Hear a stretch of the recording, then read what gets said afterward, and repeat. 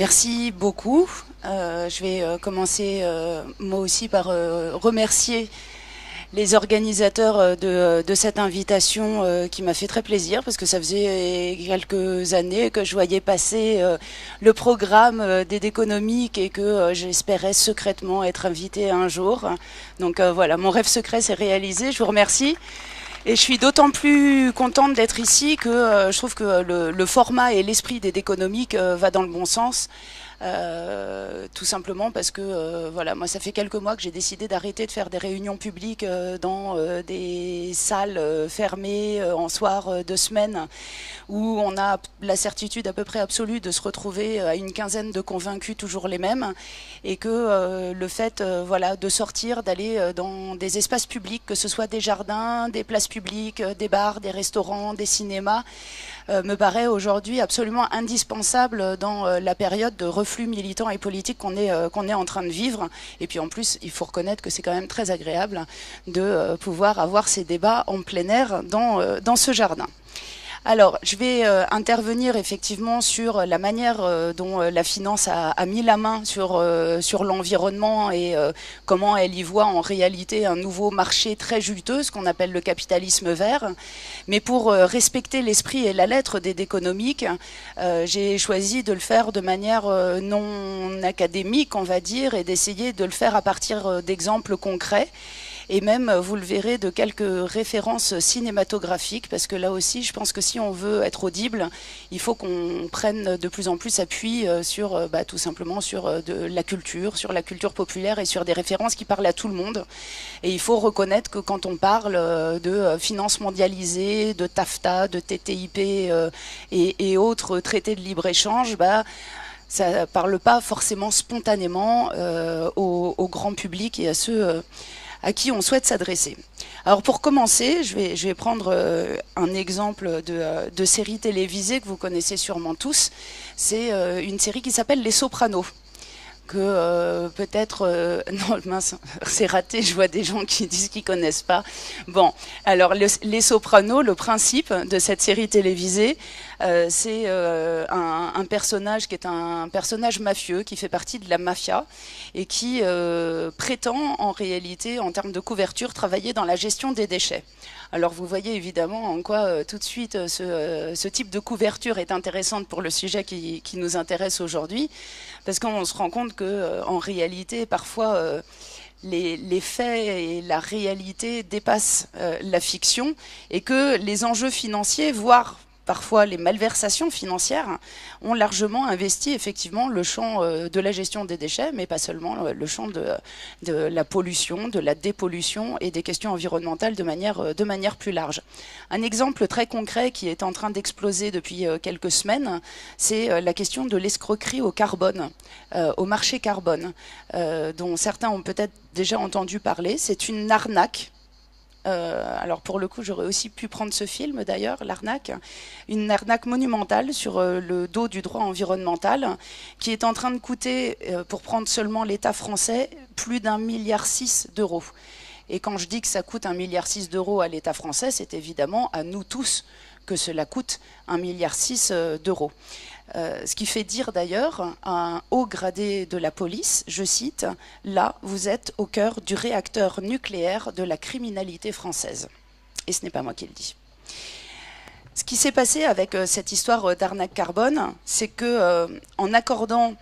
des permis à polluer, on a en fait recréé les conditions d'une nouvelle forme de spéculation financière, ce fameux marché carbone, qu'on appelle aussi bourse au CO2 ou quota carbone, qui sont devenus en quelque sorte le nouvel Eldorado pour un certain nombre de grandes entreprises, puisque en fait, à la suite du protocole de Kyoto sur le climat en 1997, les États s'étaient engagés à fixer un plafond annuel de rejet de CO2 dans l'atmosphère pour les installations industrielles les plus polluantes. Sauf qu'en réalité, ils ont en même temps accordé le droit à s'échanger ces quotas, c'est-à-dire concrètement, on a mis en place une bourse où s'échangent des droits à polluer. C'est-à-dire que si vous êtes une grande entreprise avec un site industriel qui ne pollue pas trop, et ben vous pouvez revendre vos droits à polluer sur cette bourse carbone. Et inversement, si vous avez des sites extrêmement polluants, eh bien vous pouvez acheter des droits à polluer et donc en réalité continuer à faire tout comme avant sans rien changer. Sauf que il y a une petite faille dans ce dispositif et dans laquelle se sont engouffrés un certain nombre d'entreprises. Il s'agit d'acheter hors taxe,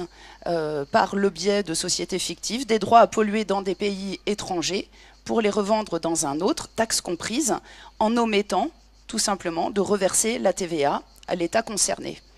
Donc tout ça est noyé dans un maquis de sociétés écrans, de comptes offshore, et en moins d'un an, entre 2008 et 2009, cette arnaque au carbone a coûté au moins 5 milliards d'euros à l'échelle de l'Europe. Et là encore, la source est extrêmement sérieuse puisqu'il s'agit d'Europol. Et en plus de cette dérive spéculative partant de ce qui pouvait sembler une bonne intention, hein, la limitation de ces pollutions. En plus, en termes d'efficacité et de résultats, bah, comme vous l'imaginez, entre la possibilité de racheter des droits à polluer, plus les quotas gratuits qui ont été accordés à un certain nombre d'entreprises, eh bien, le prix s'est effondré, la tonne carbone n'est pas assez chère et l'effet sur la réduction des émissions a été en réalité égal à zéro. Moralité, comme disait Einstein, on ne combat pas les problèmes avec les vieilles recettes qui les ont engendrés. Je vais prendre un autre exemple, l'exemple des gaz de schiste, qui est un exemple qui nous a beaucoup occupés ces dernières années. Et puis, souvent, dans les discussions que j'ai sur le sujet, j'ai la question de savoir pourquoi, finalement, une entreprise comme Total veut à tout prix garder son permis, notamment le permis dit de Montélimar par exemple, alors que la seule technique existante aujourd'hui pour extraire ces gaz de schiste, la fracturation hydraulique, est aujourd'hui interdite par la loi. Et de fait, on pourrait se demander finalement pourquoi effectivement ils s'accrochent à un permis qui aujourd'hui ne leur sert à rien puisqu'ils n'ont pas le droit d'extraire ces gaz de schiste. Deux réponses à ça, là aussi dans le domaine financier. La première, c'est que ce permis rentre dans l'actif de leur capital et donc leur permet d'une certaine manière de gonfler finalement leur capital de la valeur potentielle de ce permis s'ils pouvaient un jour extraire les gaz de schiste. Et puis deux, c'est justement cette perspective de si un jour ils pouvaient extraire ces gaz de schiste. Puisque à terme, et je crois que pour ceux qui étaient là ce matin, il y avait une conférence débat sur le TAFTA, vous savez, ce traité de libre-échange qui est en cours de négociation entre les États-Unis et l'Union européenne. Eh bien, si ce traité de libre-échange était signé, Total pourrait avoir recours à ce qu'on appelle un tribunal d'arbitrage privé pour demander réparation à l'État français pour avoir pris une loi, celle d'interdiction de la fracturation hydraulique, qui va à l'encontre de ses intérêts, ceux de Total, en générant un manque à gagner, puisque Total a investi dans ce permis de recherche, et puis finalement, à cause de cette loi de l'État, ne peut pas aller extraire les gaz de schiste. Et donc, ils ont tout intérêt à garder ce permis le temps de ces négociations, pour pouvoir ensuite demander réparation devant cette justice privée pour le manque à gagner. C'est pas une vue de l'esprit, hein, ce dont je vous parle, c'est pas des hypothèses farfelues, ce sont des choses qui se passent déjà ailleurs dans le monde, sur d'autres traités de libre-échange. Il y a des exemples à foison. Il y en a un, moi, que j'aime particulièrement, c'est le fonds d'investissement Renco, qui a réclamé un dédommagement au gouvernement péruvien parce que Renco n'avait pas dépollué un site qu'il avait exploité. Et non seulement il ne l'a pas dépollué, mais en plus il s'est retourné contre le gouvernement péruvien en lui réclamant 800 millions de dollars au cas où le Pérou obtiendrait gain de cause dans une plainte déposée aux États-Unis au nom des enfants péruviens victimes de la pollution occasionnée par l'entreprise. Si vous avez du mal à suivre, c'est normal. C'est une justice inversée qui se mord la queue, où en réalité ce sont les pollueurs et les responsables des dégâts qui se retournent contre les victimes de ces pollutions. C'est donc effectivement un petit peu le monde à l'envers, mais c'est aussi la réalité de ces traités de libre-échange et de ces tribunaux d'arbitrage privé. Il convient donc évidemment d'être extrêmement vigilant sur la poursuite des négociations sur ces traités de libre-échange qui sont en train de s'accélérer avec l'annonce récente, puisqu'il semblerait que ces traités n'aient même pas besoin d'être ratifiés devant les parlements nationaux, ce qui veut dire que non seulement jusqu'ici on n'a pas eu énormément notre voix au chapitre sur le contenu des traités, mais en plus même nos représentants au niveau du Parlement français n'auraient pas l'occasion de s'exprimer et de voter sur ces traités. Tout ça pour dire, avec ces exemples, que ces questions d'environnement, de pollution, de santé publique sont en réalité en train de devenir un marché extrêmement juteux pour ceux-là même qui créent les pollutions, qui en réalité trouvent le moyen de réaliser des profits sur les effets de ces pollutions, autrement dit en faisant des dégâts et ensuite en proposant leurs services pour réparer ces mêmes dégâts. Il y a d'autres exemples dans la finance. Moi, je suis conseillère régionale en Auvergne-Rhône-Alpes. Et en ce moment, on se penche sur la question des emprunts toxiques en Auvergne, contractés par la région Auvergne. Vous savez que ces emprunts toxiques au niveau des collectivités territoriales ont été mis en place par un certain nombre de banques, notamment Dexia. Et bien aujourd'hui, Dexia essaye de nous vendre le fait de reprendre les emprunts toxiques qu'elle avait déjà préalablement vendus aux collectivités territoriales, pour vous dire à quel point, à chaque niveau, à chaque maillon de la chaîne, ces entreprises trouvent le moyen de refaire de la spéculation. Un autre exemple, là aussi très concret, qui m'avait énormément choqué, c'était lors d'un déplacement au Japon, où je m'étais rendue sur la zone de Fukushima, et où dans cette zone, où les paysans commençaient tout juste à pouvoir reprendre leur production, notamment de riz, j'avais visité une coopérative, et dans cette coopérative, il y avait un hangar où les paysans apportaient leurs sacs de riz pour qu'ils puissent être vérifiés en termes de radioactivité avant d'être mis sur le marché et commercialisés. Jusqu'ici, rien que de très normal. En revanche, j'ai eu la surprise de me rendre compte que l'appareil pour mesurer la radioactivité du riz, qui leur avait été vendu à un certain prix, ce sont des machines coûteuses, eh bien, était tout simplement commercialisé par Areva. C'est-à-dire qu'Areva, qui fournit le combustible de la plupart des installations nucléaires au Japon, fournit également le matériel post-accident nucléaire qui permet aux paysans de vérifier si leur riz peut être mis sur le marché et consommé. Voilà quelques exemples, je le crois, assez parlants. Alors évidemment, on se rend bien compte que si on veut prendre en compte le temps long, l'intérêt général, il est absolument indispensable de sortir de l'emprise de ces lobbies financiers, de ces intérêts économiques, et de définanciariser en quelque sorte l'environnement. Or aujourd'hui, on est dans une situation, pour reprendre mes exemples cinématographiques,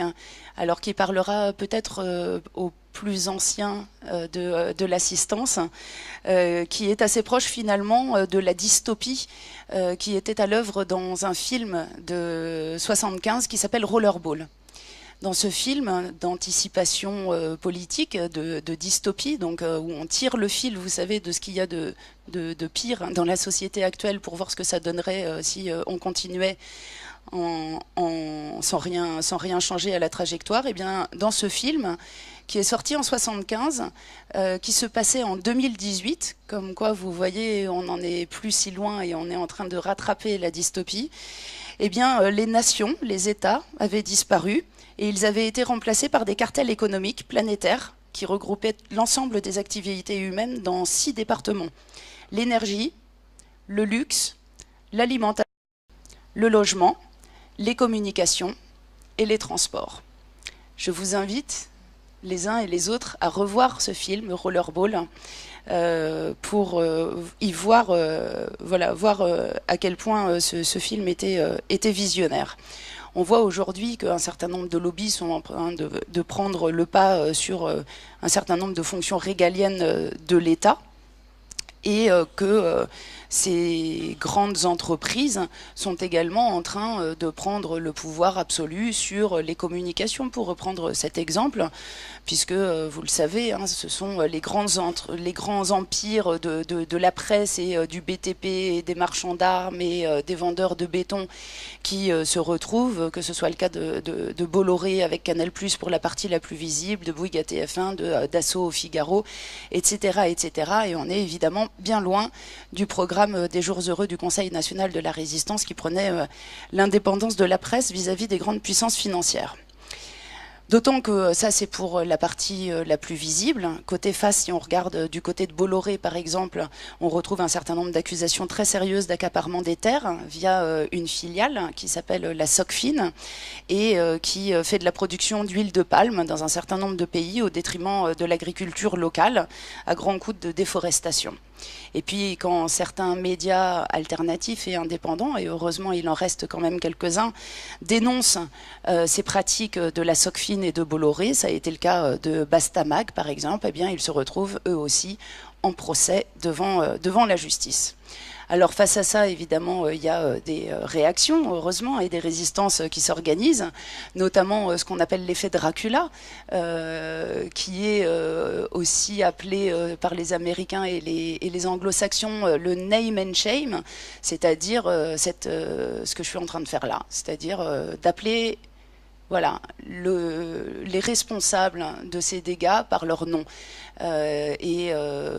Parce que moi je suis pour qu'on parle de capitalisme, d'oligarchie, de tout ce qu'on veut, de lobby, mais à un moment donné je crois qu'il faut aussi nommer les responsables, et en l'occurrence un certain nombre d'entre eux sont très connus, c'est le cas de monsieur Bolloré par exemple, mais hélas de bien d'autres, puisque en gros on est aujourd'hui dans un système où 90 entreprises sont responsables à elles seules des 2/3 des émissions mondiales de gaz à effet de serre, par exemple, au niveau planétaire. Voilà pour des exemples de mainmise de la finance sur l'environnement, qui, évidemment, cet environnement est aggravé par le dérèglement climatique et puis par des enjeux dont on parle moins souvent peut-être, mais qui sont pourtant de plus en plus préoccupants et qui ont un lien là aussi avec la mondialisation et cet empire de la finance. Ce sont les risques géopolitiques et géostratégiques qui sont aggravés aujourd'hui à la fois par le dérèglement climatique et aussi par l'épuisement et la raréfaction d'un certain nombre de ressources naturelles qui sont absolument indispensables au système économique capitaliste tel qu'il existe aujourd'hui. Je veux parler évidemment des énergies fossiles, mais aussi des terres rares, tous ces matériaux qui existent en quantité réduite sur notre planète et en revanche en quantité exponentielle dans un certain nombre d'appareils que nous utilisons quotidiennement, d'électronique, de téléphonie mobile et autres. Le dérèglement climatique et la raréfaction de ces ressources sont en train de créer les conditions de multiplication de conflits, d'accaparement, mais aussi de conflits et de conflits armés. On en a déjà eu les prémices au moment du conflit et de la guerre d'Irak sur la question de l'accès au pétrole. On risque de voir se multiplier les conflits pour l'accès également aux terres arables, mais également à l'eau potable dans un certain nombre de pays du monde. J'étais hier avec un des cofondateurs du Forum de Davos, comme quoi tout arrive, qui expliquait sur de la prospective en matière de tourisme qu'on était aujourd'hui dans une situation où à peu près 1/3 de la planète est en conflit, que en termes de prospective, d'ici quelques années, un autre tiers de la planète sera, ou en tout cas devrait être, sanctuarisé pour des raisons de préservation de l'environnement, et que donc il va y avoir une tension touristique sur le tiers de la planète restant.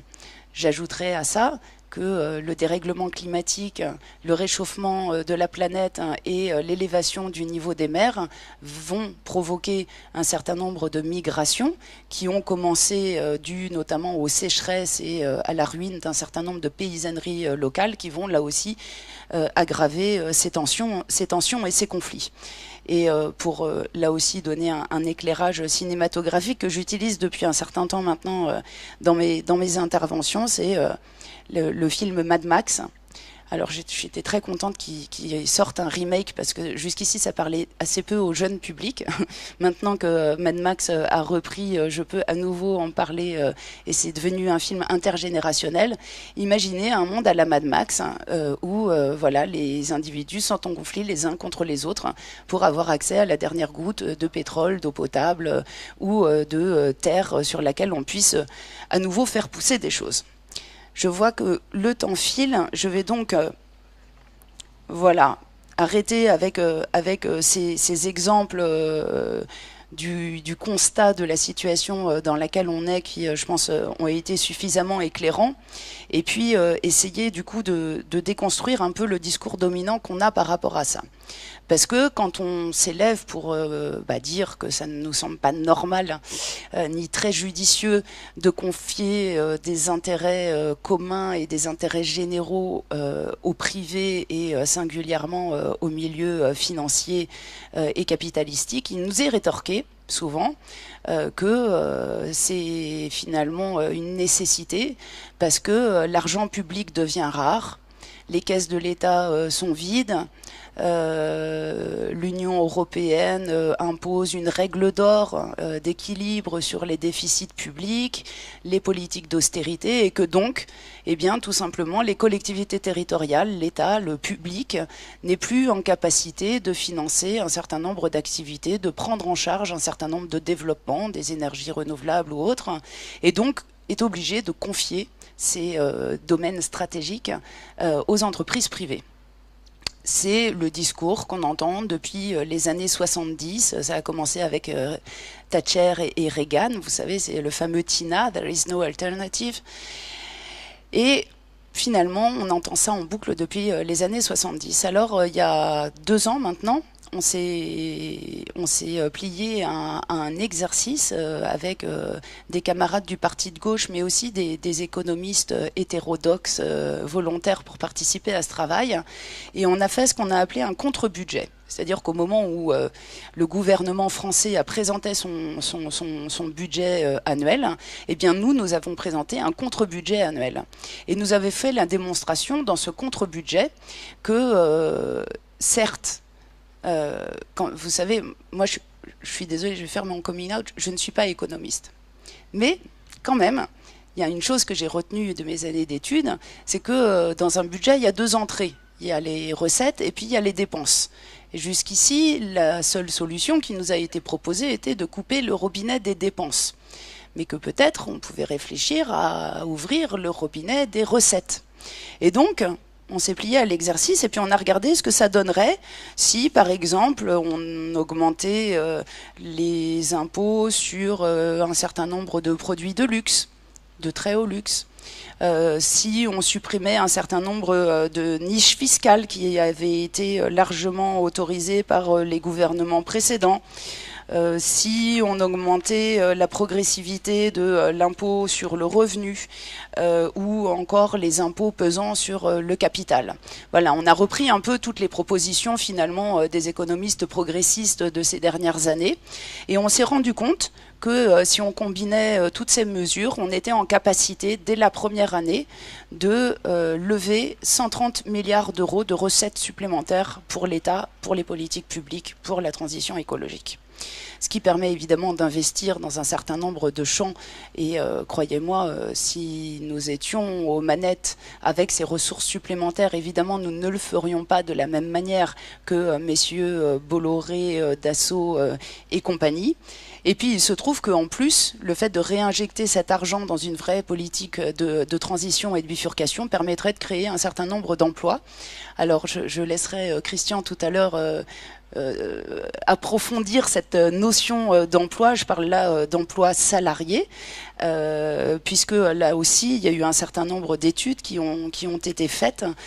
qui prouvent qu'en réalité les grands projets d'infrastructure par exemple qui nous sont vendus aujourd'hui comme étant pourvoyeurs d'emplois, je pense évidemment à l'aéroport de Notre-Dame-des-Landes mais aussi au projet de Center Parcs que nous avons nous dans l'Isère et d'autres, sont en réalité pourvoyeurs de pas grand chose, c'est-à-dire de quelques emplois précaires, mal payés particuliers et qui sont en plus limités dans le temps, puisque en réalité, assez rapidement, ces emplois disparaissent, puisqu'ils sont surtout concentrés sur les périodes de chantier. En revanche, le fait d'investir de manière volontariste et massive sur cette bifurcation écologique, c'est-à-dire sur la conversion de l'agriculture vers une agriculture paysanne, sur l'efficacité en matière de consommation énergétique, sur le développement des énergies renouvelables, sur le développement des transports en commun, du fret ferroviaire, etc., etc.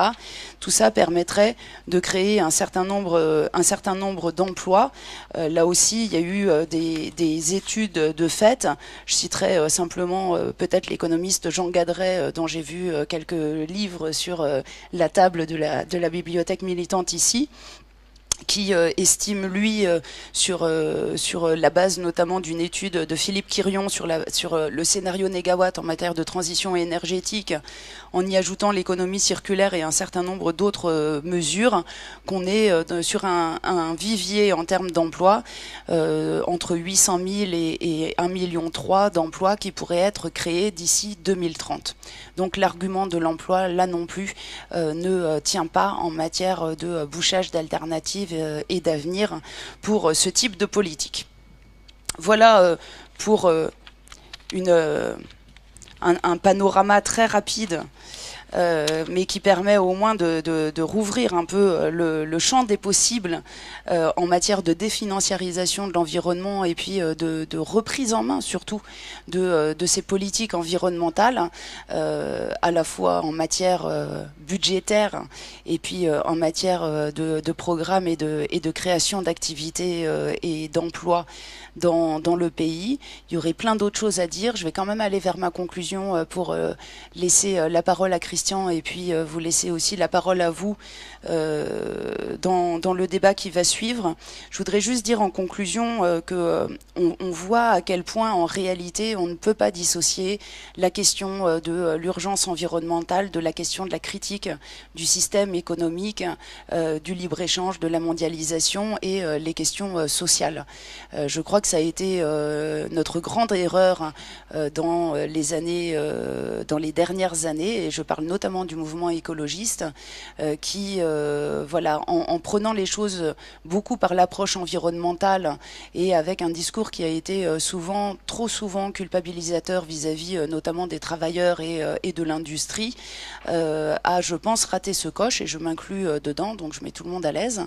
Je crois qu'aujourd'hui, nous ne ferons pas cette bifurcation sans traiter l'ensemble de ces questions de manière simultanée, parce que nous sommes dans une crise systémique, nous devons y apporter une réponse systémique qui ne hiérarchise pas entre l'emploi et l'environnement, mais qui prenne à la racine des causes. Et quand on prend à la racine des causes de manière un peu sérieuse, on voit à quel point en réalité l'ennemi est le même et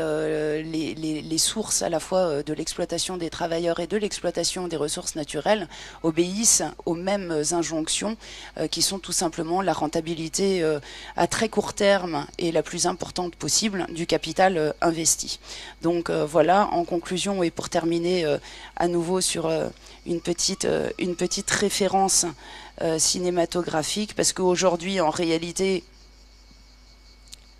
dans les milieux dits de décideurs, qu'ils soient économiques, médiatiques ou politiques, tout le monde sait évidemment ce que je viens de dire là. Tout le monde sait que nous fonçons dans le mur. Aujourd'hui, personne ne prend la responsabilité au plus haut niveau de ces décisions de le dire et d'en prendre compte. Et moi, ça me rappelle un autre film qui est le film Matrix, dans lequel, si vous vous souvenez, le personnage de Morpheus propose deux pilules. Une pilule rouge qui permet de découvrir la vérité en vous propulsant dans un monde certes effrayant, mais sur lequel vous pouvez agir et reprendre la main. Et puis une pilule bleue pour continuer à dormir, connecté à la matrice, inconscient que le monde dans lequel nous vivons pourrait être autre chose que celui que l'on voit. Vous l'aurez compris, je préférerais, quant à moi, que nous prenions la pilule rouge tous ensemble. Merci à vous.